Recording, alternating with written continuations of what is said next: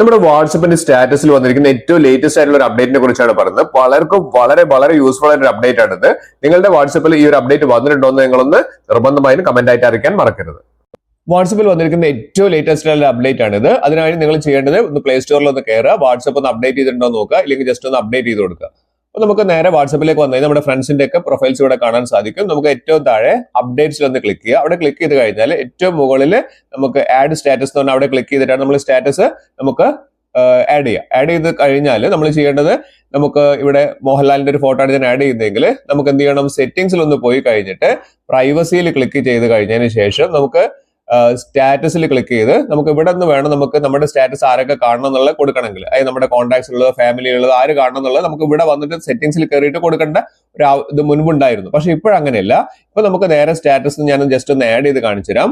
ഞാൻ മോഹൻലാലിന്റെ ആഡ് ചെയ്ത് കഴിഞ്ഞാൽ ഇവിടെ താഴെ കാണാം സ്റ്റാറ്റസ് കോൺടാക്ട്സ് എന്ന് പറയുന്ന ഒരു ഓപ്ഷൻ ഇവിടെ കാണാൻ സാധിക്കുന്നുണ്ട്.